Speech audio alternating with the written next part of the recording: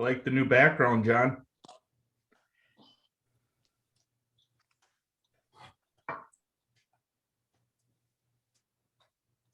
It'll change shortly.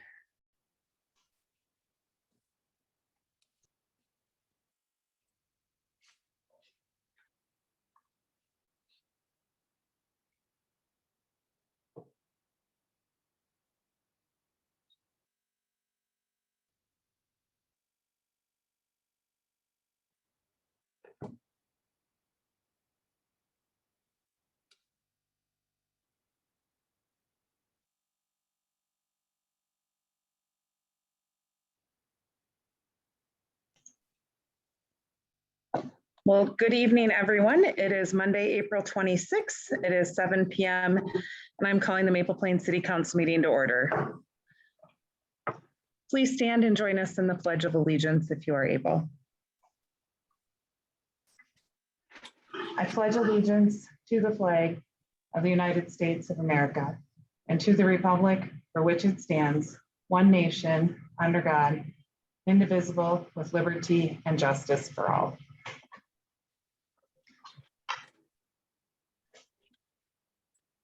I am looking for a motion to adopt this evening's agenda. So moved. Moved by Cahill, Second by DeLuca. second by DeLuca. All in favor of adopting the agenda as is, please say aye. Aye. Aye. Opposed, same sign. Motion carries 5-0. First item of business this evening is visitors to be heard. I do not see any panelists. Clarissa, is there anyone that you're aware of? There are 4 attendees. I'm going to ask anybody that wants to speak to just use the raise hand button down at the bottom of the screen. And a Claire Benway is asking to speak, so I'm going to allow her. Okay. Claire, please state your name and address. Thank you for being with us tonight. You'll have up to 3 minutes to address the council. No decisions will be made, and we will give staff direction as needed. Hi, Council. My name is Claire Benway. I am at 285 Brown Road North in Long Lake, and I'm here representing for CT, the community theater. So I just wanted to say thank you for meeting or having us here tonight. I'm really excited. We are really working hard to get back to, and I have a mask on, I'm sitting in the school. I'm up at the rehearsal. So if you can't understand me, I'm not allowed to take it off. So I'm just really excited because we are trying to figure out and do some planning for our first ever one-act play festival this summer. And we love the idea of being able to bring theater to the community. This is a really great opportunity to not only use many of our outdoor spaces, especially the beautiful new park that Maple Plain has. It's just lovely, the bandshell across from the ball fields. It's just beautiful. And then also, you know, it's a great opportunity. We're really excited about it. So we have started just looking at the planning process to do a one-day evening of theater in the park with 3 to 5 different 10-minute plays with multiple actors, all from the surrounding community, looking at how we can make it a real community event. What other opportunities might people want to come and just sort of enjoy what we have as a community to offer and to support each other, especially in this time of what I'm going to call the emergence from our winter COVID cocoons. So just really excited about it and would love to field any questions that you might have. We're looking for really just support and connections and drum up of excitement. Well, thank you very much for that promotion and for sharing with us your excitement. And we are thrilled that people are excited to use our parks and to share those and to welcome people to our great city.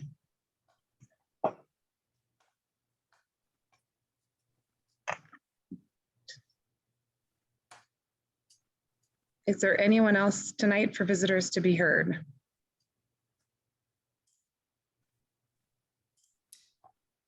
We have Katie Sherman and Tokar. If they would like to speak, just use the little raise hand button on the bottom of your screen.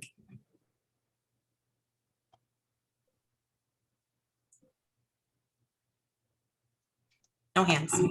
Okay. All right. With that, we will move on to the next item of business, number 6, our consent agenda. I am looking for a motion to approve tonight's consent agenda, which includes the City Council minutes of March 8th, 2021 City Council Workshop, minutes of the March 22nd, 2021 City Council Workshop, minutes of the March 22nd City Council Business Meeting, the Met Council Planning Grant Extension, the Fire Department City Code revision, and the revised resolution numbering system, and the hockey rink lights. And Mayor, if I may, Yes. Councilmember DeLong had sent over a minor revision, and I haven't gotten that revised set of minutes out, but there was a second to a motion that was missing on one of the minutes, so I'll just add that as an administrative change. Okay, thank you. With that correction, I'll make a motion to accept consent agenda items A, B, C, D, and E. Okay, there's a motion by Fay, a second by DeLong. Any further discussion? Just All way in to go favor? on the hockey rinks. Pardon? I said, way to go on the hockey rink lights. Yes. All those in favor, please say aye. Aye. Opposed, same sign. Okay, hearing none, okay, the consent agenda is approved 5-0. Next, we'll move on to accounts payable, item 7. Mayor, where would I be without asking a couple of questions on AP? Councilmember Fay, the floor is yours. Thank you. Clarissa, second page, down near the bottom, Gopher Ace Hardware. Is this a classification 2021 annual facility operator fee? That sure sounds like it might be. Where are you looking? Second, Page 42 of the packet, 42, down near the bottom, Gopher Ace Hardware. Gopher Ace annual facility operator fee. Wow, that's goofy. That was not there in my draft. So yeah, I don't know what that description came for, but I will certainly revise that. You'll notice that the account is actually the same. So it's a miscellaneous object code, but then this facility operator fee must be a typo. Okay. Thank you. Yeah, well, no big deal. And then I'm wondering if in the next page, League of Minnesota Cities, there's about 9 line items for different insurances through the league. And I'm wondering, doesn't have to be this year, but going forward, I know this is an annual thing, if there would be a little bit more clarification. This is where we found the discrepancies between the workers' comp with the fire department and the public works department and stuff, which was brought to the finance committee. And without the more detail to what these are, unless you're going to find them, no one else is going to find them. So going forward, that's all I was asking for, a little bit more clarification instead of just P&C premium. And then on the fire department component, so page 48, the Hildy charge, we did the Relief Association did an actuarial analysis to determine the current standing of the pension fund. And I'm wondering, is this a line item that should be attributed to the special fund of the Relief Association, or is this a charge that should be done on the general partnership fund? We believed it was a charge on the general partnership fund because, and actually typically it's been billed to the city and has not gone on the partnership. I personally believe that it's a partnership fund because we wouldn't have to be doing this assessment and paying that $14.50 or $14.75 absent a fire department, right? Whether it's, fire relief for us, it's definitely us. I mean, it's required for our audit. Yes, it's for the Fire Relief Association, but it's for our audit. Okay, and that's fine. And then the second question on that would be, should it be listed under other equipment? Doesn't seem quite right, does it? That's all I had. All right, I'll take a look. Any other questions regarding accounts payable? Hearing none, then I'm looking for a motion to accept the accounts payable. So moved. Moved by Councilmember Cahill, I'll second that. second by Councilmember DeLuca. Any further discussion? All in favor of approving the accounts payable, please say aye. Aye. Aye. Opposed, same sign. Okay, motion carries 5-0. Next item of business is our quarterly financial report, and I'm going to turn that over to our administrator. Okay, see if I can remember what I wrote up here. If you don't mind, I might just bring up this document if maybe that would be helpful for the public and council.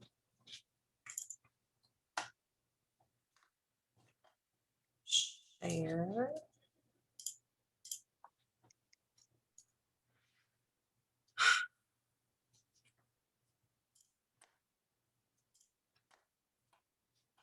Okay, can you see that okay? Yep. All right, so just a quick overview. This is the department budget excuse me, budget summary by department, actual 2020, 2021 budget year to date. So just kind of a quick overhead view of that. What I wanted to just kind of bring out, I did a line by line assessment, just kind of trying to gauge if we're over or under budget and where we might start to see problems. And that is summarized on this page 3 of the item.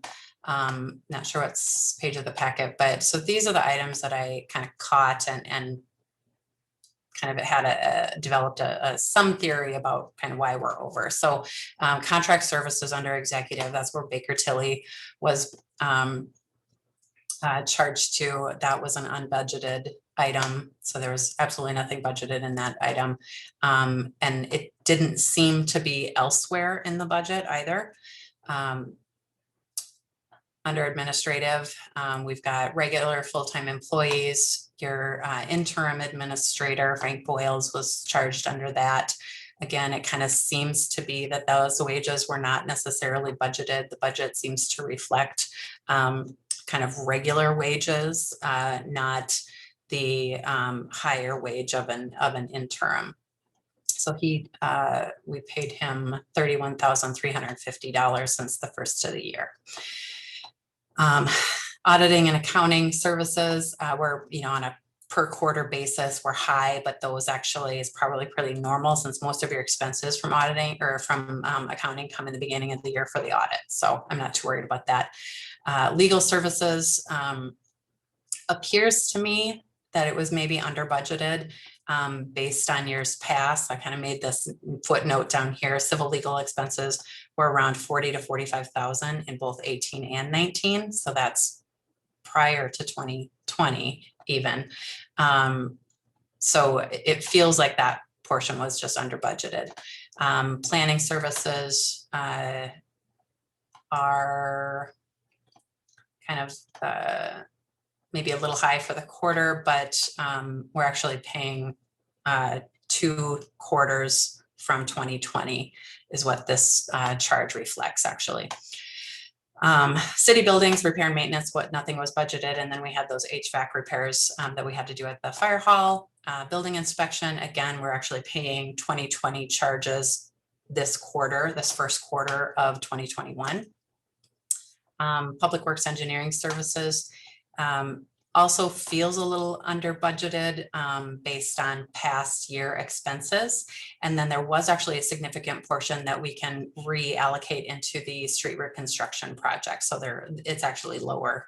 The general fund amount is much lower than it actually is, or than it's reflecting here.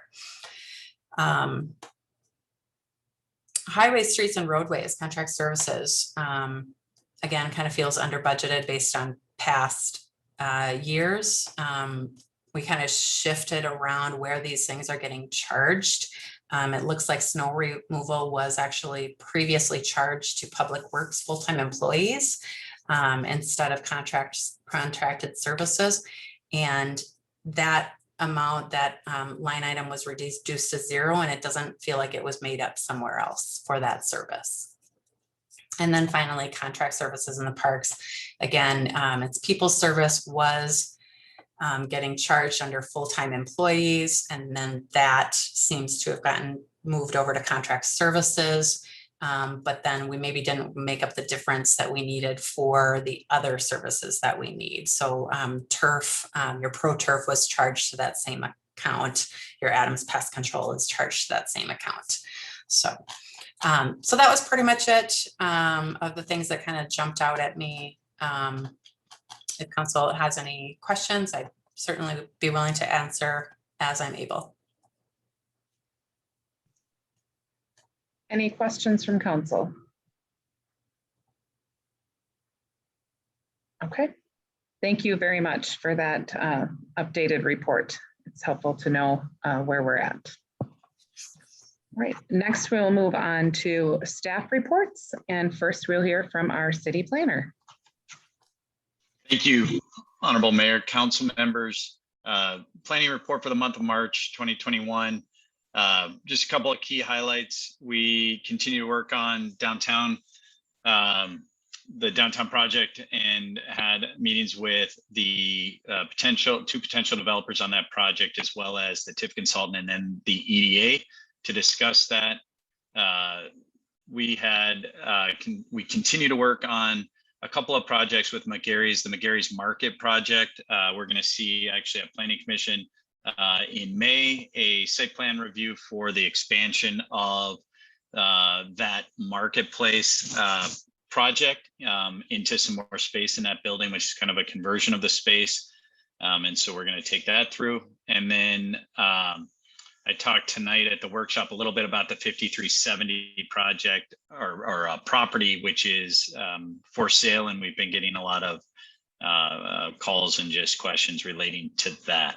So outside of that, continue to work on sign enforcement, nuisance enforcement as it relates to some of the ongoing projects in the city. We send an educational letter out to business owners within the city so they can understand some of the key points of the sign ordinance, looking for compliance with that, but just trying to give them the information up front and then following that up with actual individual letters where there are instances of violations. So with that, I'd be happy to answer any questions on the report or any of the other planning related issues that were mentioned. Any questions for Mark, our planner? Okay, thank you, Mark, for that report. Next, we'll hear from West Hennepin Public Safety, Director of Public Safety, Chief Pearls. Honorable Mayor and council members, before you and included in your packet is our March 2020 activity report. When I was looking online at your packet, I noted that my traditional form letter with my signature on it with the criminal breakdown and traffic stops was not included. So I apologize for that. So I don't know if you can give me screen sharing, Clarissa, but then I could at least show them the part that wasn't sent to them. Should be good. Can you see it okay?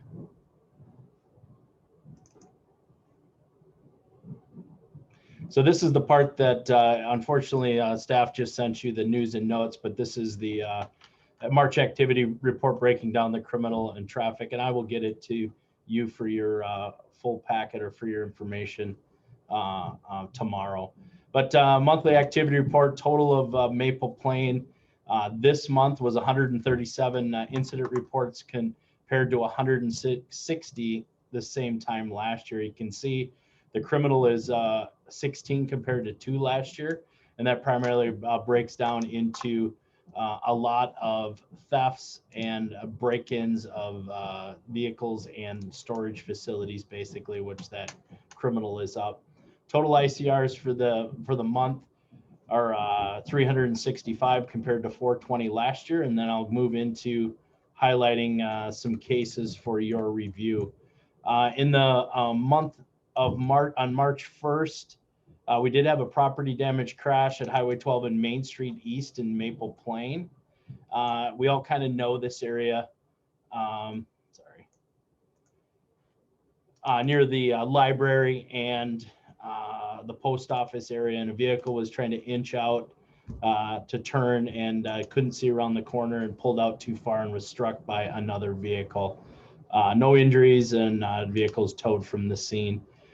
March 3rd, we were called just after noon on that day to an intoxicated male in the 5800 block Main Street in Maple Plain. His PBT, his preliminary breath test, was a 0.354, and he was transported to Ridgeview Medical Center due to his intoxication. On March 4th, I bring up March 4th, the crime prevention between 1 and 2 a.m. It's something that we do, and it's through our records management system. It's a crime prevention notice that we either put on a vehicle or in a door if officers are out driving around at night and see that somebody's garage door is open, or they're at times we found vehicle doors opened or trunks. They'll go and put a little note on the vehicle letting them know that we noticed this throughout the night and to please secure their property to prevent thefts in the future. On March 6th, we had a large music complaint, and we also had one on the 1st as well in the 5700 block of Main Street. 2 occupants inside the vehicle were just playing loud music. One was cited for minor consumption of alcohol, and the other for possession of small amount of marijuana. Let's see, March 23rd, a DWI, Highway 12 and Pioneer Creek Center in Maple Plain. Vehicle stopped for 62 in a 50, and the driver from Delano provided a breath sample, which was a 0.20 breath alcohol concentration in that arrest. March 23rd, Highway 7 or Copeland Road and County Road 6. We had a vehicle pursuit that started in that area, and the vehicle was traveling at a high rate of speed eastbound on County Road 6. And as they left Independence area into Orno, they spun out of control at County Road 6, disabling their vehicle, and we were able to take the person into custody without incident. And then March 24th, in the 500 block of County Road 110, we located a stolen vehicle in a church parking lot, and it had been stolen from the Minneapolis or MSP airport, and it was returned back to that police department for their processing, and then eventually into the owners. Happy to answer any questions you might have on any other ones I did not mention, but 104 contact citations, verbal warrants were issued for traffic or equipment violations, and then 2 hands-free violations.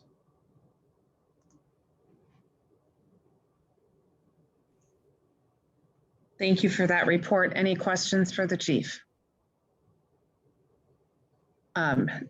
Not directly related to your report, chief, but I'm just curious as to how you and all of your staff are doing with everything that has been going on.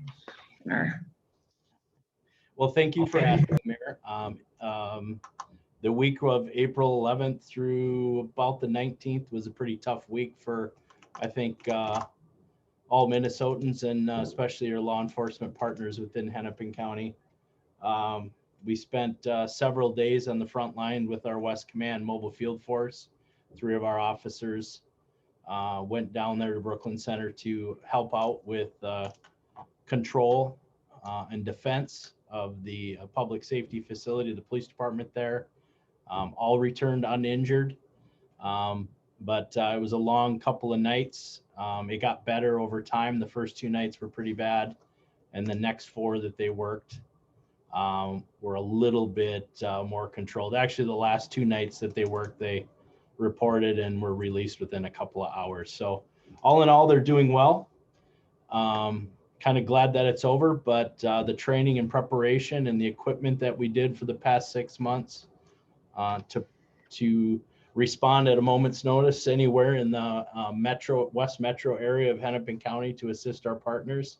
The planning worked well, and the training was adequate. So they did a nice job.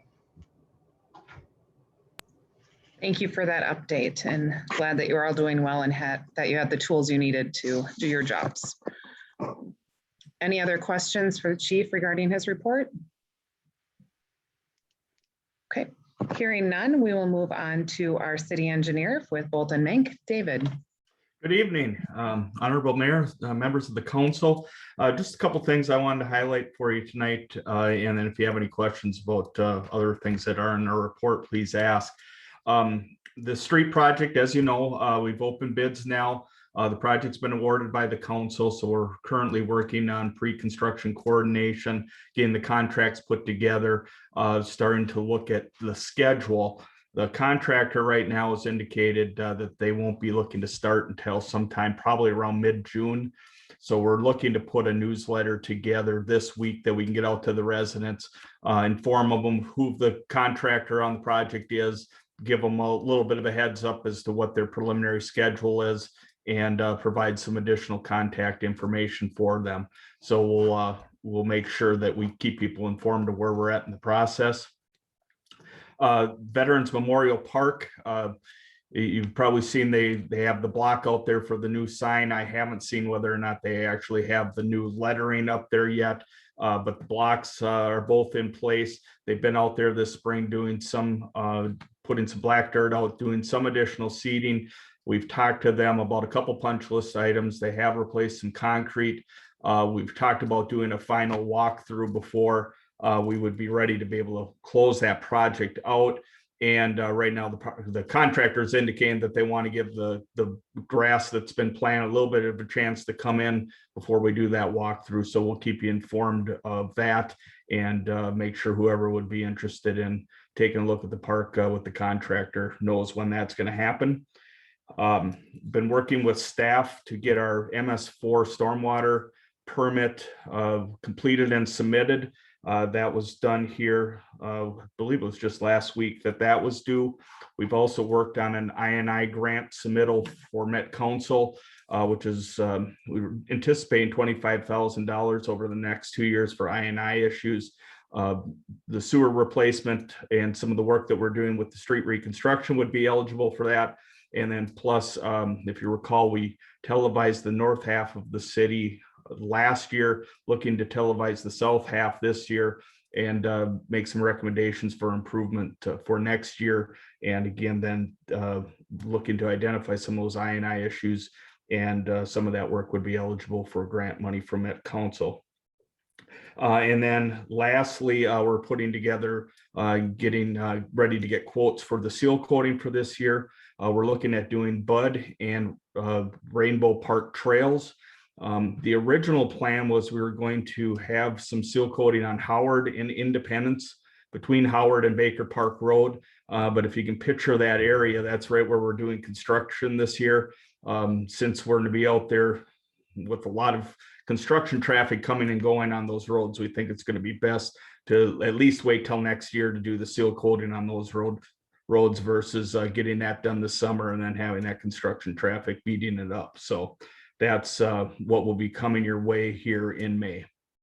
With that, I'd be happy to answer any questions you have. Councilmember Fay. Hi, David. Say we did electric for Veterans Memorial Park was a separate contract. You won't forget to move the light to the new block? Yep, thank you for reminding me. I did have that on my list, but yes, you're correct. We need to reach out to that contractor to get that done. Councilmember Cahill. have a question about the benches around the loop in front of the band shell. Are they supposed to be behind the loop so that people can use that cement there? Like, for example, if they have a cane to walk to the bench, or are they supposed to be on the cement loop? I would have to double check the plans, but I believe they were intended to be on that concrete kind of as a, well, one, I think it was meant to be some kind of a decorative piece, but also then providing the foundation for those heavy blocks. But I can check to make sure that is in there correctly. Thank you. And I have one that's a little unrelated, David. I know we added the walking path to Rainbow Park. We added the entrance to the park property line, and I'm drawing a blank on Parkview, off of Parkview. Is there any possibility that we would consider paving that when we do the street reconstruction project? Because right now that's just gravel. I think that would be easy enough to do. I know we've talked about it from time to time, and I think either between us with the work we're doing and the contractor we'll have in town for the street job, or I can coordinate with People Services and Dylan too to make sure if they have another contractor working in the area on some of the maintenance things, I don't think that will be an issue to get that done. Thank you. Any other questions for our engineer? All right, thank you for your report and for your work, David. Thank you. Next, we'll hear from Public Works, People Service, and Dylan is with us this evening. Hello. So I have just started like a month and a half ago or so. So in the month that I've been here, just kind of been getting the water treatment plant cleaned up in the Public Works building and doing some organizing, working on some spring cleanup in the parks. And shout out to Councilmember Cahill. I seen she was in the ditch on the west side of Veterans Park Memorial, cleaning up some garbage. That helps me a lot. Thank you. And I've been working with Ryan Cotta from Bolton and Mink in the Department of Health on the water supply plan update and the wellhead protection plan. The first week in April, we had gotten the street sweeping set up with Carefree Services, and they got that all done. The other week, I worked on spraying weeds in all the parks and around like the Public Works building, fire hall, water treatment plant, downtown, and like that empty city lot. And I think it said like 1 to 2 weeks is when that should kill everything off. So you should see a little improvement there. I've been working on the pothole filling, but taking a break from that because this week I've been doing the hydrant flushing in town. So hopefully can get that done Wednesday or Thursday. Been working on the efficiency of the water treatment process, the treatment plant with the chemicals and the chemical feed pumps, and just kind of how that's all set up. Some of the other things that I've done, I guess, would just be like clean up the utility room at the Rainbow Park, because that was just kind of a mess. And I know the residents really help out with that and should be a little cleaned up for them, and insulated the pipes in there. Kind of went over there with Clarissa and talked about some energy efficiency things we could do there. Before I had started here full time, I came up and helped out in putting in that new decking too. I guess I'm sure you guys have all heard about that. Got the water turned on for the Veterans Park the other day. Got that all going. Had an inspection done on the lift station in town. Everything was good there. Inspections done for the sprinklers at the fire hall and the water treatment plant. Everything seemed to be okay there. Still waiting on a report back from that though. The week that I was out, I had worked on our diamond mapping program of all our utilities, underground lines and hydrants and everything. So, I mean, that'll be a process getting all more information put in there because you can add so much to it. And then eventually, once I get done with the hydrant flushing, I'll transfer all that information over, or whatever I can, into the emergency reporting program that the fire department has with the system they use. And then another few things that I'll want to get set up here soon is inspections on the wells, because I don't know what when the well 4 has really been inspected. And then like landscaping around the water treatment plant needs to be done really bad. Tree trimming, got a call on some tree trimming right off Highway 12 that needs to be done around the street light and sidewalk there, right by the library across the street. Maybe need to get working on setting up a plan for the new water meter system, because they discontinued the water meters that we have in Maple Plains, so we will not be able to replace them as needed as the batteries die and whatever. Maybe need to work on setting up a plan for drainage issues. I noticed today when I was hydrant flushing on the west side of Independence, right before, in between Bud Avenue and Highway 12, there's nowhere really there for the water to go. So it just kind of all pulls up there. And the same thing with Howard Avenue. I know that's a fairly new street, but I don't know how that all the construction went, but the end of that storm sewer by Highway 12, the ditch there is higher than the drainage inlet. So the water just kind of pools up there and nowhere to go. And that just creates a basin for sediment, and it's kind of blocking. And the other day it plugged up and was completely full and just running right over the catch basin. So maybe work on something there. And then definitely need to work on getting the public works yard cleaned up. There's like a lot of piles from like main breaks and previous projects where they just kind of have piles all over, and maybe need to work on getting that moved all to one big pile and then eventually getting loaded up and hauled out, so we have more room for other projects. And yeah, so just finish the hydrant flushing and pothole filling, and then maybe get set up with a company like HydroClean, I think is who Spring Park uses for a jetting plan for our sanitary sewers. And then yeah, just continue on with the rounds, daily rounds and locates and water samplings and park and street maintenance. And if you have any questions, that's it. Thanks. Thank you for that update, Dylan. I'm going to trust that you and David will touch base offline and work on those issues that you were mentioning with the standing water. Yeah. Okay, awesome. And I know just because residents have been asking, so now they can hear it from you. When do you believe the restrooms will open at Veterans Memorial Park?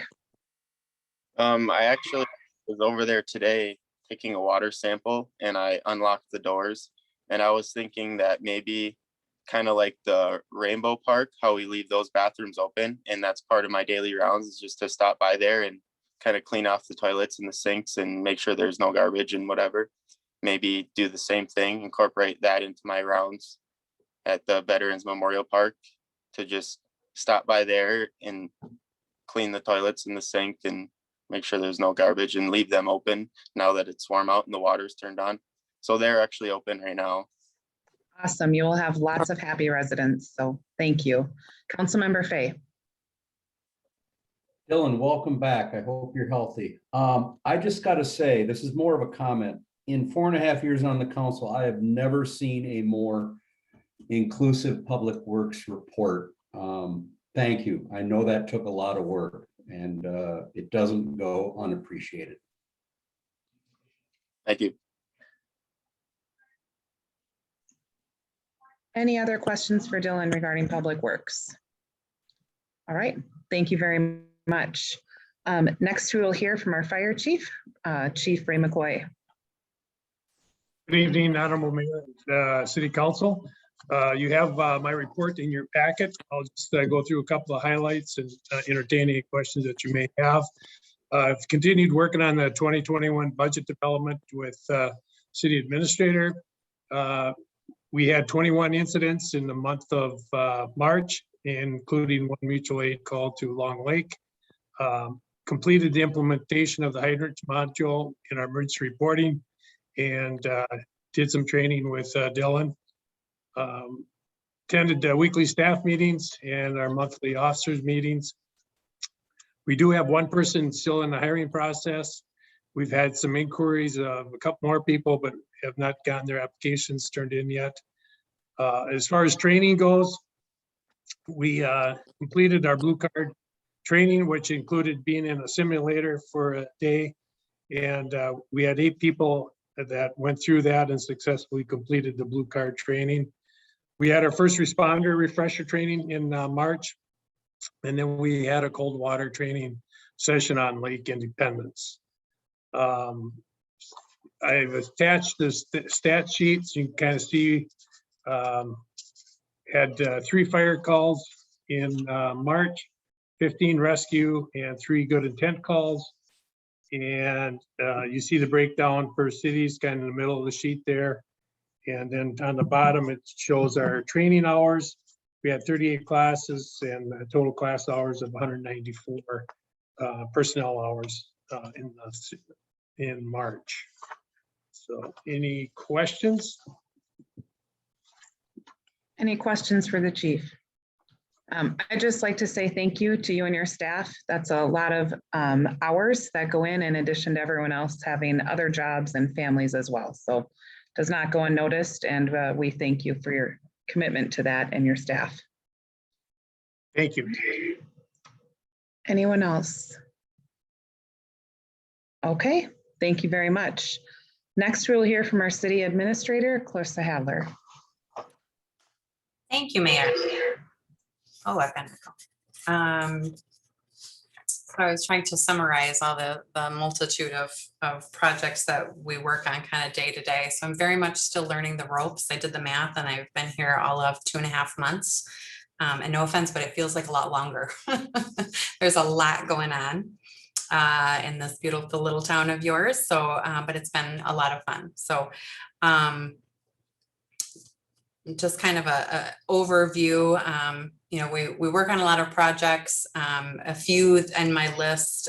You know, we've done a little bit of that code enforcement. We got the new phone system. Finally figured out the lights at the hockey rink. The downtown development meetings. Those are kind of some of the current issues. Administration staff got the spring cleanup organized within the past few weeks. We completed the 2021 or the 2020 audit that took up a significant portion of Sharon's time in that first quarter. We've kind of dug in our heels a little bit more on the escrow project after talking with Bonnie and getting a better feel for Banyan and how to get some of the information out of Banyan into Excel to kind of do the math on those. And that will continue to be actually a fairly significant project moving forward.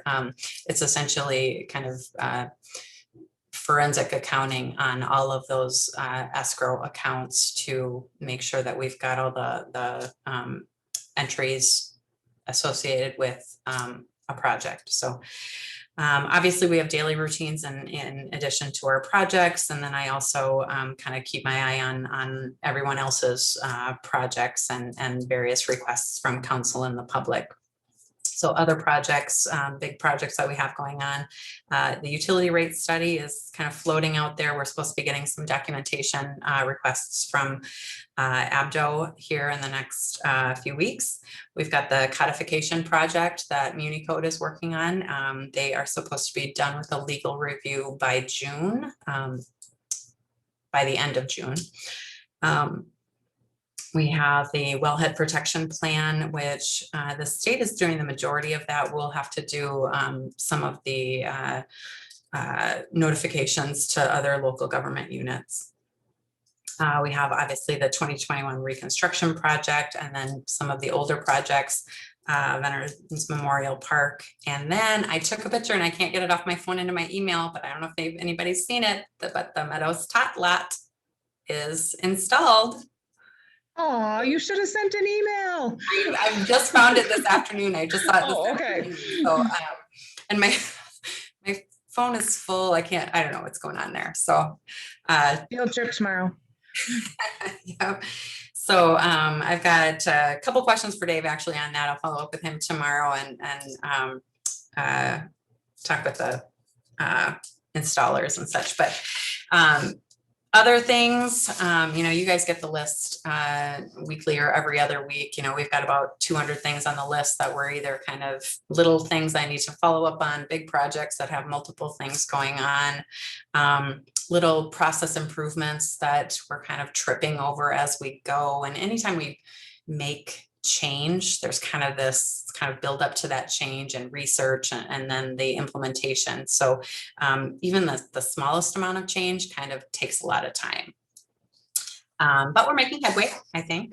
I've finally started to get into some of the deep dig on budgeting for 2022. So I hope to have some good support for that, those budget numbers that I can bring you in June. And then, of course, the day-to-day work, answering questions of the public and of staff, and council packet creations are every 2 weeks. So those have a tendency to be rather time consuming. That's kind of the gist of it. Again, there's a giant list. I wasn't even sure what to touch on this evening. So any Thank you questions? for that report. Questions for our administrator? All right. As noted, there is lots going on and it is exciting. And then also when you're out and about looking at the tot lot, the trees have been planted in front of the post office. So that was on the to-do list from last fall. So it's nice to see that completed as well. So thank you to all the staff that had a hand in that as well. Right. Any other questions for any of our staff? Okay, hearing none, I'm looking for a motion to accept all of our staff reports this evening. So moved. Moved by Cahill, I'll second that. second by DeLuca. All in favor of accepting all the staff reports, please say aye. Aye. Opposed, same sign. Motion carries 5-0. All right, we will move on to new business. Our first item of new business this evening is the 2020 reconstruction project bond sales. And I know we have Todd Hagan here from Ehlers and staff, so I'm not sure who's leading this one. Larissa, I don't know if you want to lead it or do you want me to lead it? You can just take over, Todd. Okay, sounds good. Todd Hagan from Ehlers and Associates, your municipal advisor in public finance here. Been with Maple Plain for quite a while, so thanks Clarissa for finding us again at Ehlers and getting us back into Maple Plain. And nice to see you, Madam Mayor, as always, and council members, older and newer. So yeah, and so we had talked with David, your engineer, and try to get obviously the most current as-bid numbers and added engineering, contingency, administration to the project costs to size the bond issue for this year. It's $2,005,000 of general obligation improvement bonds. The city of Maple Plain traditionally issues 20-year bonds at this larger amount, and so that's what we are using for a bond term. You also, even though you pledge special assessments and property taxes to the bond issue, you do cancel each year the levy or some of the levy at least with available storm and water and sewer revenues. And that's good that you're doing a utility rate study with Abdo and getting that online because it takes the pressure off the residential tax levy for a bond issue like this. So we will competitively bid this bond for the 2021 street reconstruction project. We will, Clarissa will be involved in the bond rating process at some point here. I'm sure she'll be thrilled, but I know she'll do a good job. And it's good to see the audit as current as it can and some budget numbers as well. They do send us some questions in advance, so it's a lot less threatening than it used to be. This bond also will qualify, according to the engineer and the numbers we all ran, to make this work for a state guarantee Also behind this bond issue, Maple Plain has done this in the past when, streets are incidental, need to get dug up to get to the utilities. A couple of the projects won't fit in that. And I think they're, you might call them something different, but I'm calling them parking lot sort of part of the project. And that will be paid with cash, somewhere around $140,000 in order to boost your rating from a AA to a AAA. And that obviously will attract more bids for the bonds and hopefully then lower the interest cost. So we are at historic lows for interest rates right now. So it's a good time to bond if you need to. One of my sale reports here, well, both of them have the 30-year bond buyer graph in them, shows we're at the bottom of the barrel here, and will hopefully continue by bond sale date.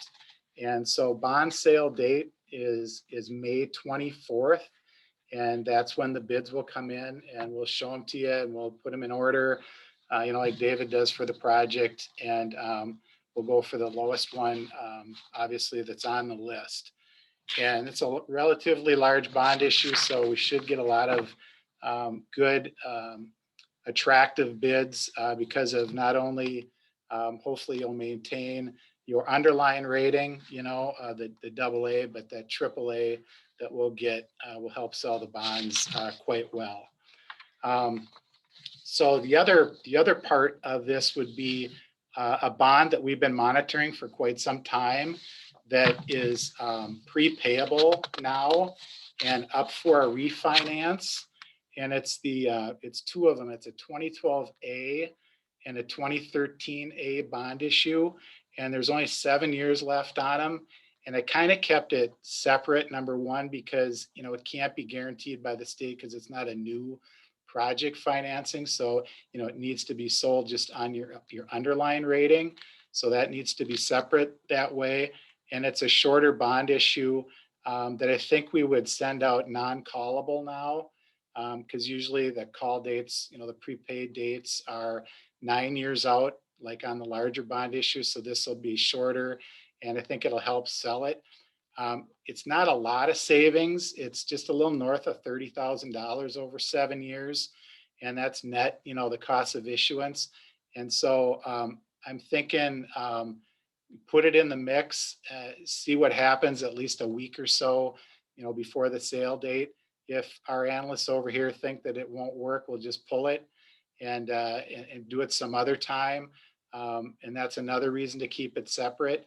But typically, at the first call date, which is, just past us now a little bit, and with rates this low, this would probably be the best opportunity to refi that now. And so, the longer we wait, even if rates stay low, the worse the savings going to get, obviously. So, I guess it's our recommendation to put that in the mix unless you guys see different on that. I'd like to see a higher, savings on it, but, any savings is good. And if it's north of 30, it might be a good one just to kind of check off the list. So I actually, so I put that out there as well for the council. And so, so we've got 2 resolutions for the A bond, one's to authorize Ellers just to kind of get moving on this, to get it packaged up and to get it ready for bid. And the other resolution on the A bond is to enter into a credit enhancement agreement with the Minnesota Public Facilities Authority. And they're the administrator, of that credit enhanced AAA that we'll get on the bond issue. And it's money well spent. It's a $500 application fee. You guys have done this before. It's part of the bond issue. And it's a really good, it's extra security for the bondholders to help lower those interest rates.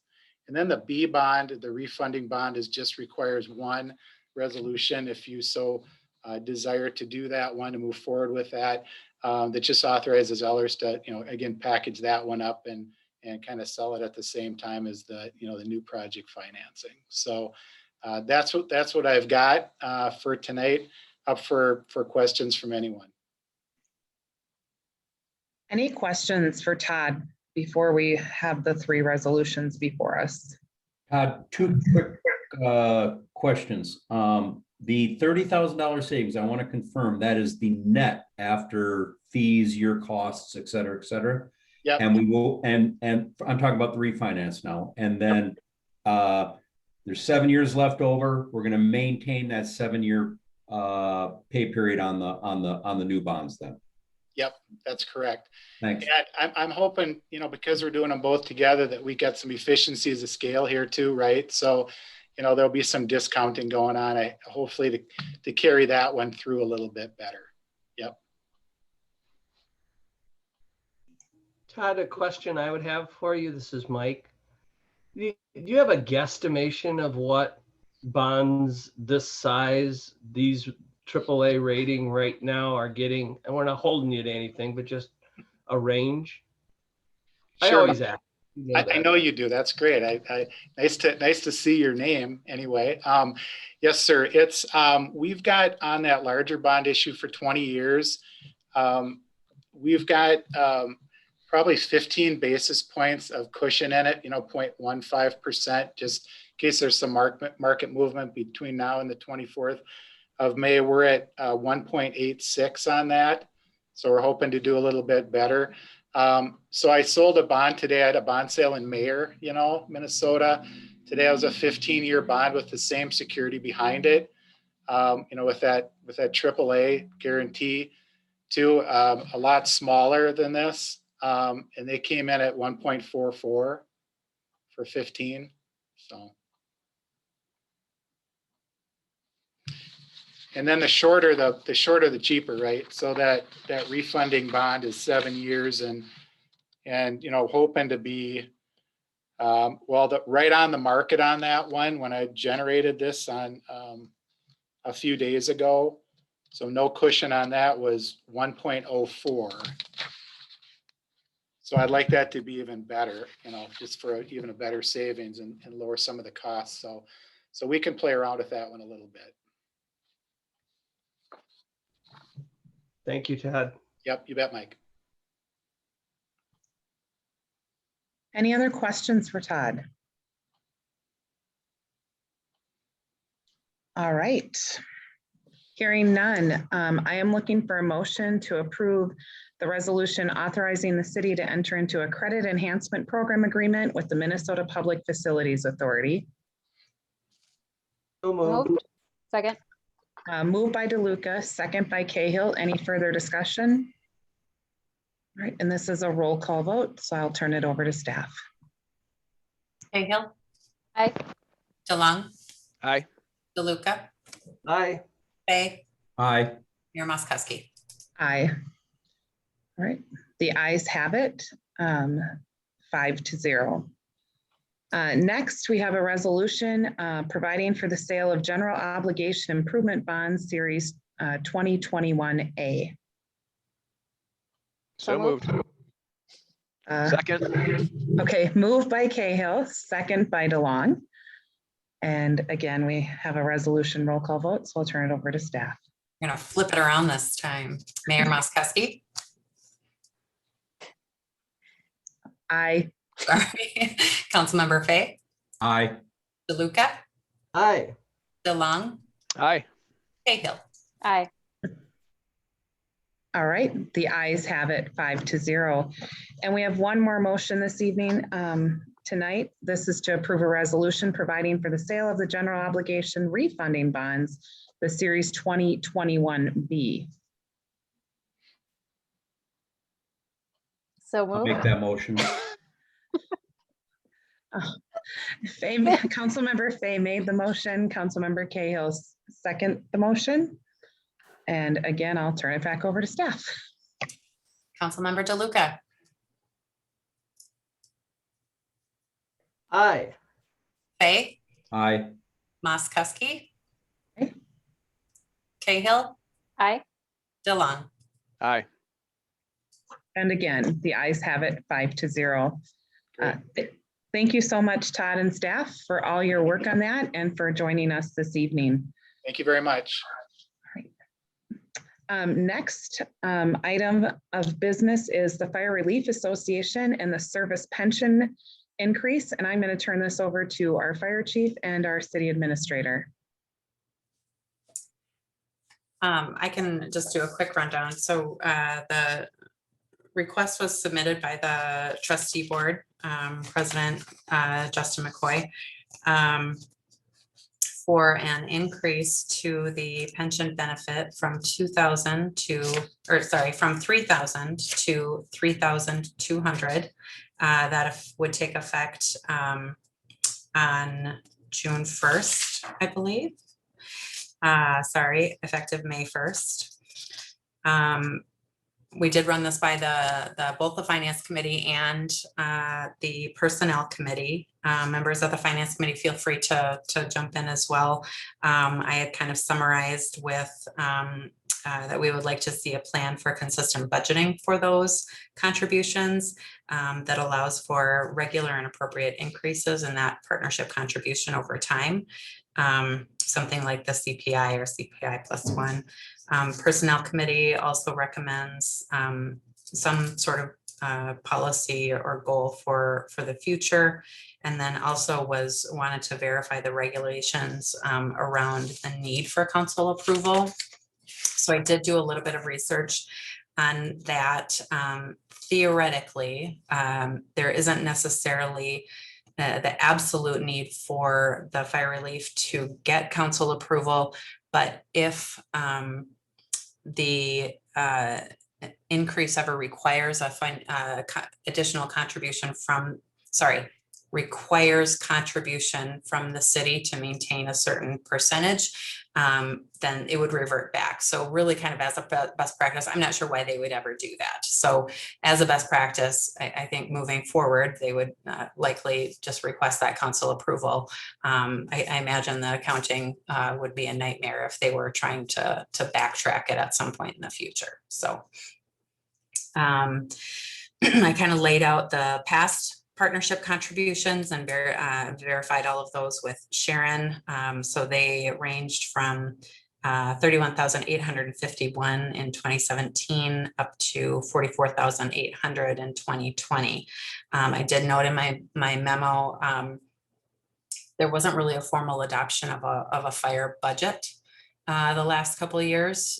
There was a levy adopted, obviously, but not necessarily that line item budget. So I'm not entirely sure how exactly those items or those quantities have got paid or got approved. So so that's that. Chief Ray, President. And I apologize. It looks like President Justin McCoy is with us. I had said Chief Ray McCoy. And our treasurer, Kevin. Oh, everyone. Okay. Everybody's here. All right. So yeah, they're certainly here to answer President questions. McCoy, Treasurer Koldyke, and Chief McCoy. Awesome. All right. Thank you for being here. Did you have anything you guys wanted to report? Councilmember Fay? Clarissa and Justin, can we take some of these things in bite-sized pieces? We went through a lot of stuff on this. We started with the contribution. We went to the partnership funding, and so let me start with this. In your narrative, you talk about this state statute, Clarissa, that states that municipal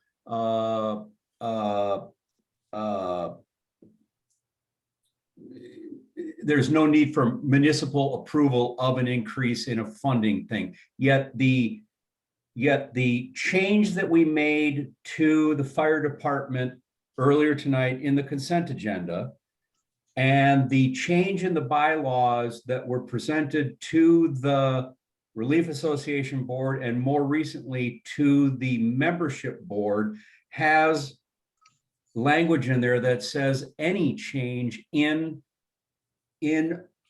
funding of the pension or any other ancillary benefit to a firefighter needs ratification by the city council. So what happens here? Does state statute trump anything that we've written, or are you just looking for an agreement that there's always going to be a ratification from the city council depending on a number? No, I was just trying to answer the question of the Personnel Committee about whether this has to or should be approved by council. Again, the language is actually fairly complicated of the state statute. But in the end, there's this sort of threat that at some point down the road, and I think there are probably better experts at this in the room than I, but if at some point in the future, this thing could have to revert back by hundreds of dollars, I'm not sure why they would ever try to move anything forward without council approval. It just feels like it's a mess waiting to happen. Well, correct me if I'm wrong. I think doesn't the state statute have to do if we broach that 90% threshold of funding? Councilmember Fay, maybe if I could just briefly chime in here. So the way the state statute is written is saying that cities do not need to approve any increase in service pension. However, if the Relief Association falls below 90% funded, then a municipal contribution may be required. That may be required is also very complicated because what the city or the partnership is currently contributing would already count towards their contribution to increase us bring us back over 90%. And that contribution could be over a 10-year span. So it's not like a city has to make it all up in 1 year. And that is mainly written for cities that are not contributing anything currently. So if that would happen, then the city would have the option to either contribute, or they could say, nope, we haven't approved your last 6 raises. We're going to revert you back to $3,000 per year of service to help the percent funded balance out. So it's like Clarissa said, it's very complicated. It's been always our best practice to work together with the council and approve something together. Because as you can imagine, if your personnel at the fire station, if you do take a reduction in pension, everyone over 20 years would probably walk and grab that higher pension amount before it gets reverted back, and leaving the city in a situation where your staffing is you'd be very understaffed because of the pension would go backwards. And I can't see that ever happening. That it would go backwards. Yes. Correct. I absolutely agree with you, which is why we always come and try to have the pension amounts approved by the council. So being that Caitlin's probably the closest to an attorney, let's simplify this for the non-attorney people. There will be a need for council involvement in approving an increase in a pension benefit for the firefighters going forward. Is that correct? We'll always work together and we'll always be involved. If I could maybe just chime in, I'm probably the most senior firefighter. Well, no, I am the most senior. In 44 years, we've never had a pension increase where the council did not approve it. We've always had council approval and have always worked with our city council to increase any benefit level. And I see that continuing in the future. And that's never been an issue. Right. And I mentioned in a workshop, and now here it is tonight, the methodology that was put together for this $200 pension increase, I am 100% behind. It's a responsible methodology for an increase in a pension amount. I think the city is going to back you on it. So I don't think there's going to be an issue. You guys are going to be responsible about it. We're responsible about it. I think we're going to be good to go. So.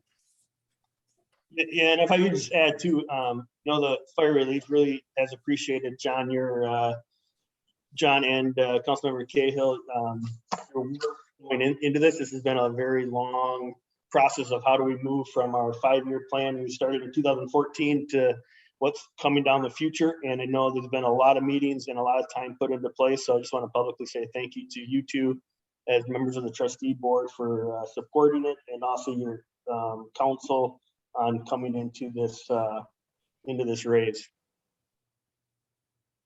Thank you. And then the last thing was, do we have to determine a 2021 partnership contribution tonight, Clarissa, or is that just for reference at that point? Because there's a lot of working parts to that as well.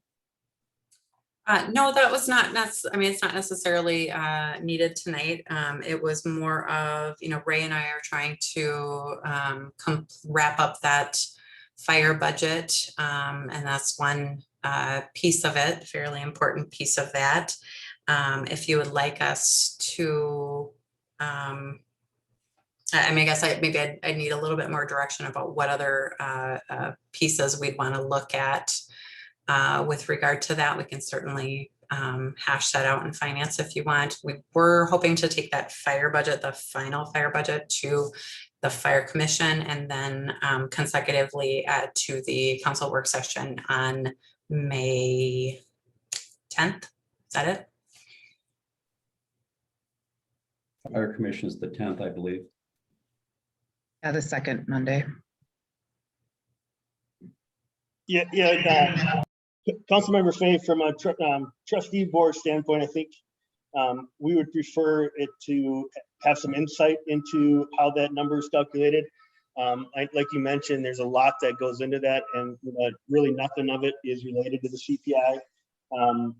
It's the years of service, our debt liability, our number of liability each year of years of service times the pension increase that we have to be meeting each year. So I think there's a lot of numbers that go into play, and I think if we could have a discussion with the trustee board and our financial advisors to make sure that we're not missing anything that should go into a formula that is used. So currently our relief, our city contribution and the 2% money is almost meeting our annual liability. So the account is sustainable. Whereas if, as we bring on new firefighters and different things changes, if that number doesn't increase with the annual liability, obviously the sustainability of the account dwindles a little bit.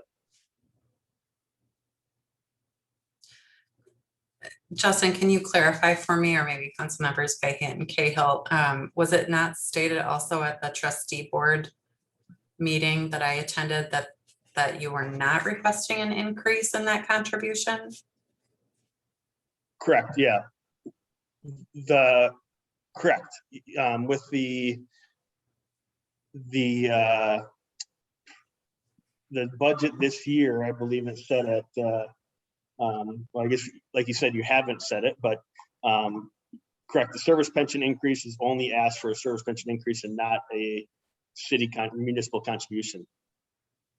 That's correct. But I guess my comments were on the memo. It just stated 2022 budget, and then I think that's where some of the confusion may have taken place. So I apologize for that. And I don't think anyone on this Zoom meeting will be able to tell you how those, at least the past several years of partnership contributions were created. I've been on fire relief for a couple of years now, so I have no idea. I think it was just a matter of write a check for this amount of money, and that's what happened. And I believe there could be a very, very simple way to do a good process. I think there should be a process in place. But I think if we can discuss it at the trustee board level first, just to make sure that the numbers all make sense and we're making sure we're covered. So President McCoy, then tonight, we should do a resolution approving the increase to the Relief Association pension benefit, and then we'll defer the other item back to the trustee board to bring forward at a later time. Is that what I'm hearing?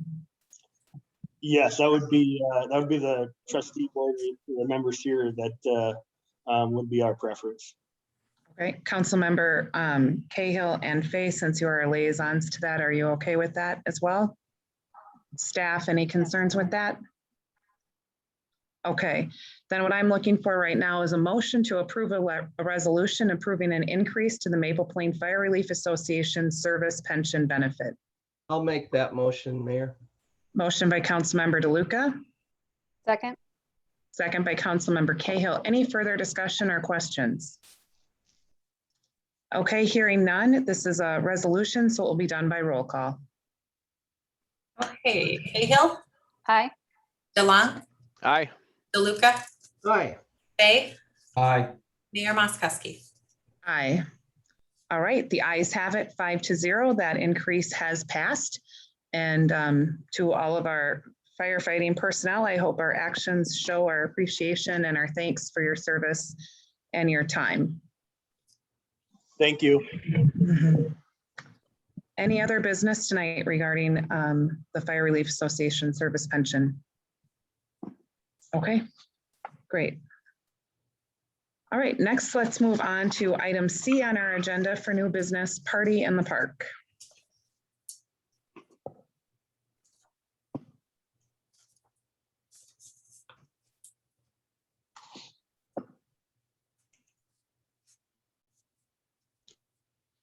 Would you like me to give an overview or Councilmember Fay? Okay. Where's my notes?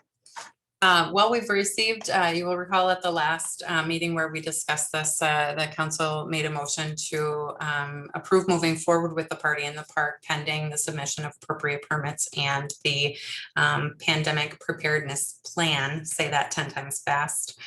And we have received those items. There are a number of requests in the motion. Let me just pull it up really quick. We have the special event permit. So again, this is for Saturday, June 5th. There is a temporary liquor permit for the event.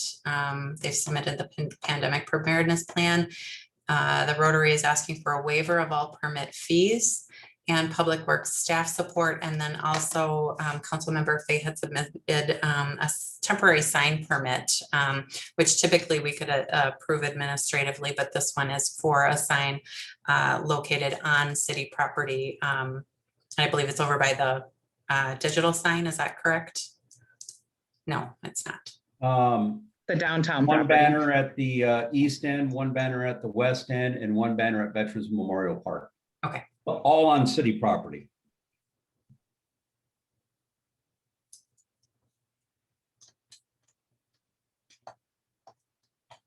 Do we also need to ask for the downtown lot, John? Councilmember Fay? Oh, I forgot about the downtown lot. Sorry, that's the first one I thought of when you said city property. I will amend that document, Clarissa. I apologize for the council.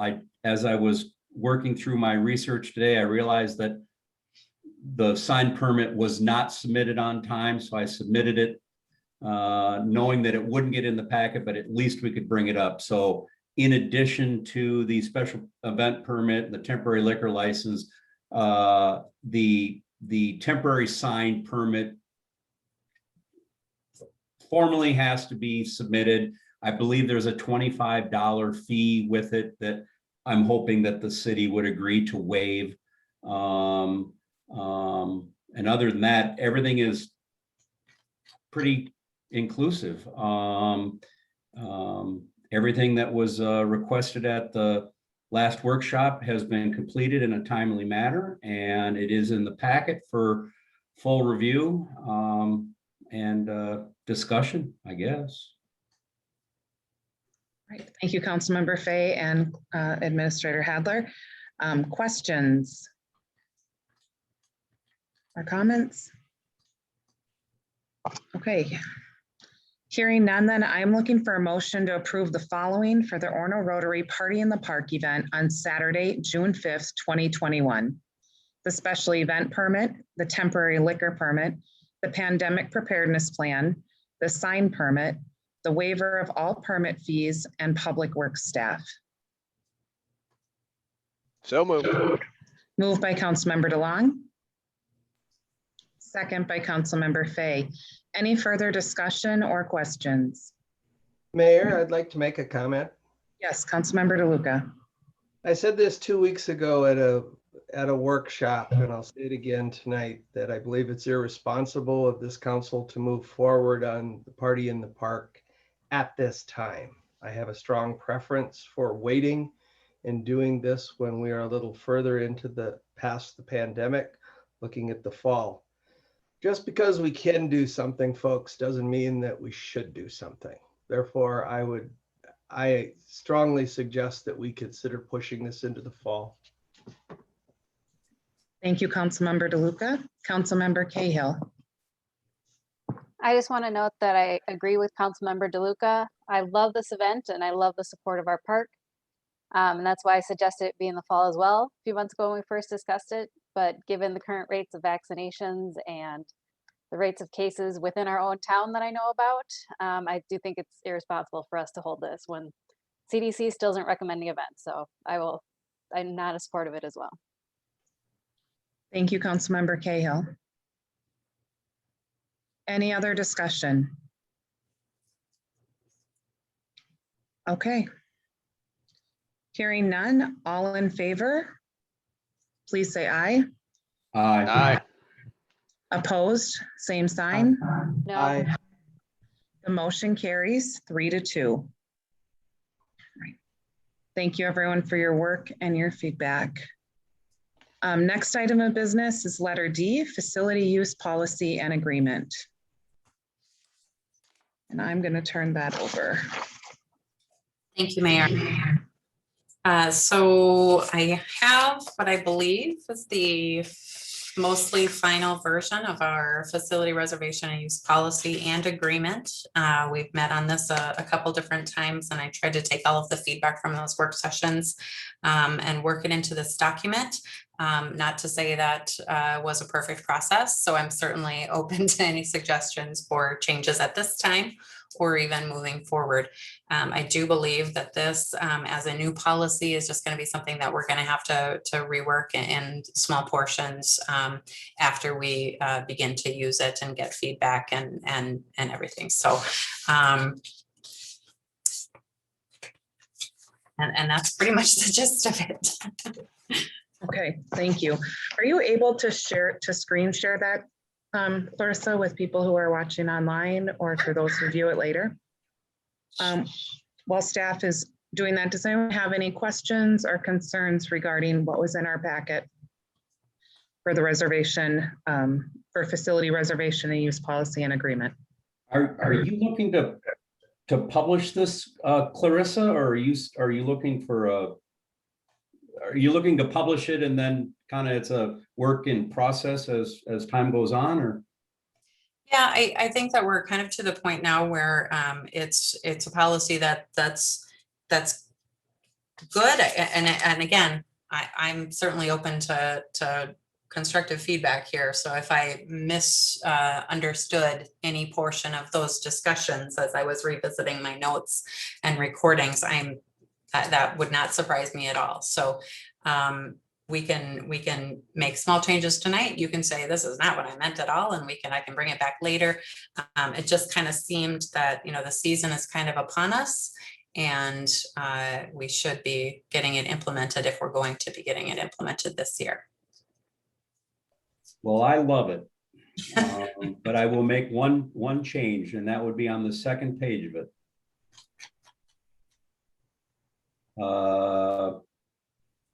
Events co-sponsored by the city, have attendees. How about changing that to may?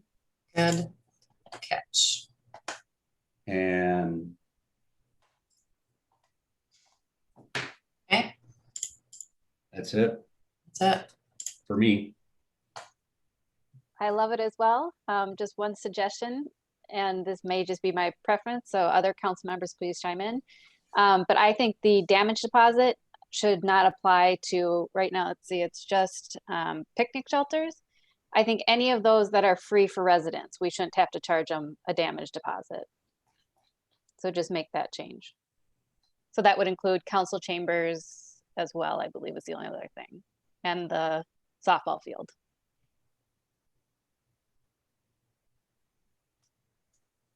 Oh, sure. I'm in agreement with that suggestion.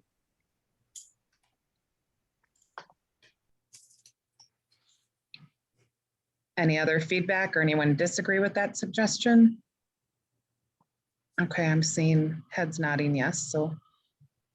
Okay, so we've had those two changes.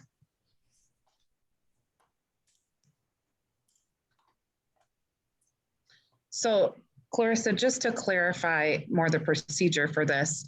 So provided this were to pass tonight, would this go into place effective immediately, or would this have to go when we redo all of our fee schedule? Or is it two separate things? Oh, that's a good question.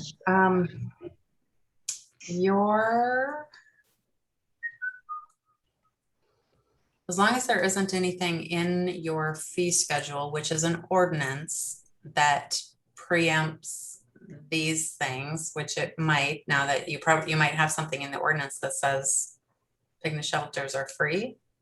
I'll have to check. Thank you. That's an excellent point. I'm sorry, I didn't think of that sooner. My apologies as well. I didn't think of it till tonight, or I would have asked you prior. And that's not to say I mean, it was kind of like, so an ordinance would preempt a policy. And so anything that's kind of contrary, the ordinance would take effect. But that's not to say the rest of the policy couldn't be implemented right away. And staff does need to, I mean, we've got to kind of get our process underway as well, so. Right.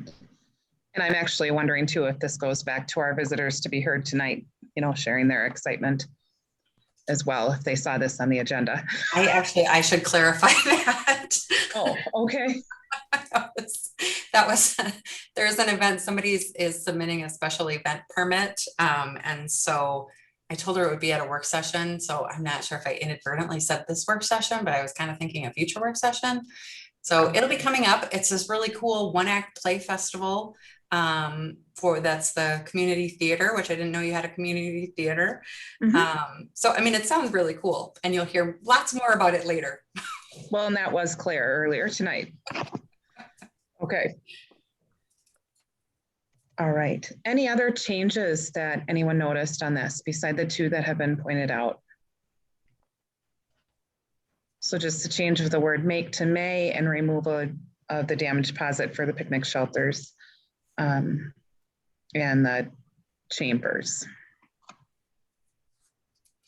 All right, so with that, then I'm looking for a motion to approve the City of Maple Plain facility reservation and use policy agreement with the two changes made this evening. I'll make that motion. Motion by Councilmember Fay. I'll second that. Second by Councilmember DeLuca. Any further discussion or questions? All in favor, please say aye. Aye. Aye. Opposed, same sign. Hearing none, the motion carries 5-0. Our next item of new business is letter E, and this is regarding our new phone system. So I'm going to turn this back over to Clarissa. So, stop sharing. All righty. So I don't know about you, but I'm like happy dancing about this one. We started this research process on phones and internet as soon as we heard from Independence and West Hennepin that they were switching away from the shared frontier system. And so Jimmy did a bunch of research. I started calling around. And so eventually we found out that the Discovery Center here uses RVIG communications for, they have their fiber connection with them. RVIG also offers a phone system. Compared to other phone systems, I'm not sure the phone system itself would be my number one choice, but when they packaged it all together with the fiber, it's a really good deal, kind of hard to pass up. If it doesn't work for us for some reason, which is doubtful, we can certainly examine other services at that time. But we will, I kind of outlined our current setup and then the future setup, and we'll be saving roughly 50% on phones and internet. Now we'll be able to get City Hall set up right away. And then the fire hall and water treatment plant will be set up on what's called a dark fiber network. Somebody else might know more about this than me, but that will take a little bit longer time because they have to get permits from the state to go to run fiber under the highway. So that might be a little bit longer. I added 2 motions, and just to kind of clarify that that agreement with Independence and West Hennepin, just kind of dot our i's and cross our t's. Just a motion to cancel that current shared phone agreement with them, just because it's a little squishy, is my word, on kind of how that is set up currently, or the billing on that. So, and that's just my own preference. So. And then the second motion, obviously, is the implementation and of the new service and allowing me to execute those contracts. Thank you for that clarification. I would like to also add just a little bit to that, that this is mutual. They have not kicked us out, or there's no bad vibes between in the City of Independence and West Hennepin. So there is some natural changes that have been made. So just to clarify, so everyone is clear on that. All right, so with that, Councilmember Fay. Does anyone know who Whips and Indy went with or is going with? Are they doing RVIG as well? No, they actually have both have Ring Central. Okay. And then when we do this dark internet over to the water treatment plant and the fire department, does the city pay for that, or is the fire department part of the fire partnership fund? So we'll pay the bill, but a portion of that will go against the fire partnership. Okay, and then one other we have, and I believe it was because of maybe the inability to get internet, but we've been paying $55 a month for a jetpack at the water treatment plant to Verizon as a backup system for the water treatment plant. Will this new RVIG system be redundant enough where we will no longer need to have a small jetpack at the water treatment plant? You know, I'm not sure, and that I will definitely run that by Jimmy. I'm not sure how that, how they decided to implement that in the first place. I mean, kind of the last thing you want is SCADA to be down. So I guess I'll check with him and see what he thinks. But I would guess that we'd want it to stay, but who knows? It was my understanding, Councilmember Fay, that was for emergencies. Like if power or one provider wasn't working, then it gave us another, but I'm not 100% sure on that.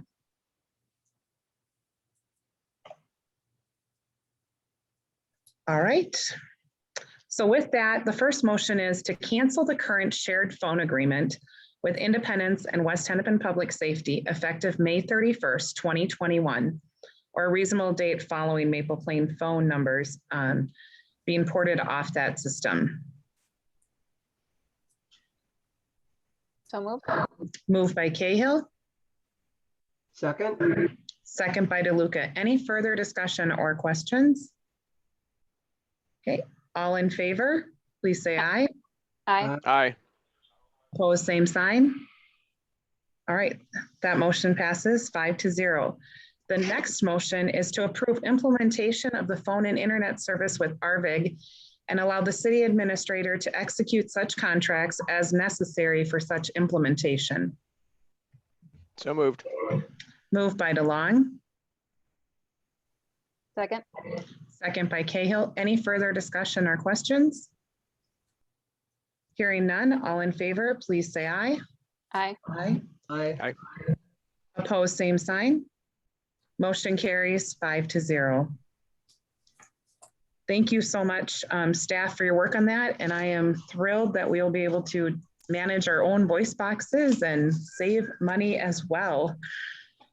Next item of business this evening is council reports and other business. And I know it's been a busy month for council with special meetings and EDA and Board of Appeals and Equalization and lots going on. So Councilmember DeLong, would you like to start us off? Sure. As you said, just a lot of special meetings, and the only one left for me this month is tomorrow morning police commission meeting. So I'm looking forward to that. Thank you. Councilmember Cahill? Personnel met and we discussed wellness and employee wellness program for the entire city. I also attended the West Hennepin Chamber of Commerce, and just an FYI, there's a lot of the PPP has been extended and there's a lot of business funds out right now. So make sure to check out their website for some of those resources. I also attended the watershed where we approved the annual report for last year. So, and along with all the other meetings we've been attending. Thank you. Councilmember DeLuca, followed by Councilmember Fay. Well, thank you, Mayor.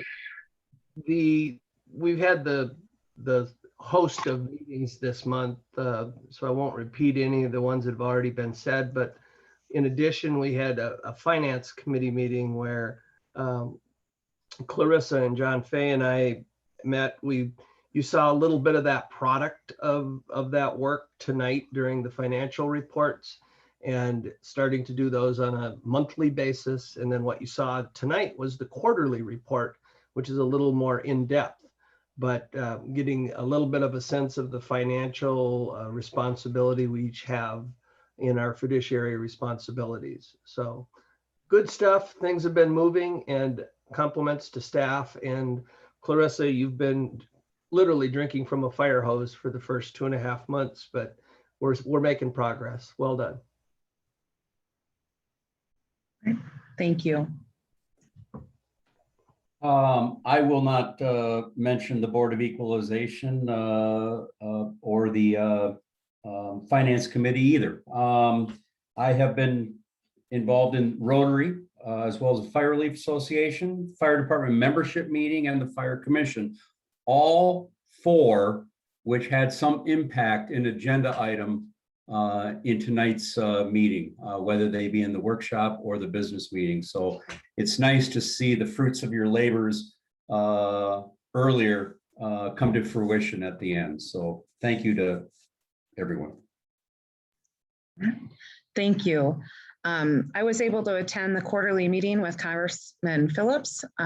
That's always helpful to network and share with one another and get a legislative update. Been working hard on the Highway 12 task force, along with Chief Crails and Administrator Hadler and some chamber members, doing our best to prepare for the upcoming construction season and how we can best help our businesses. Also was able to attend a potential fire district meeting with Chief McCoy and Administrator Hadler. Again, just being a good neighbor and looking at possible relationships and networking. Was able to attend the Northwest Hennepin League of Municipalities, and we heard from our Hennepin County Assessor, which we all heard at our Board of Appeals and Equalization. Attended the Minnesota Women in City Government board meeting, and we also had a panel event. Attended the Regional Council and Mayors event where we talked about our future Earth and our future cities, and also attended the League and Metro Cities annual meeting and legislative update. So that's good to hear what is going on. And then was able to attend our bid opening, which is always fun. With Rotary, we did adopt a highway for Earth Day, so that was good to do some community service. Was able to attend the Orono Healthy Youth Collaborative, and then also was invited to the fire department for the swearing in. So just appreciate that opportunity and partnership as well. So it's been a busy month for all of us, and it's good to see things getting done and people working together.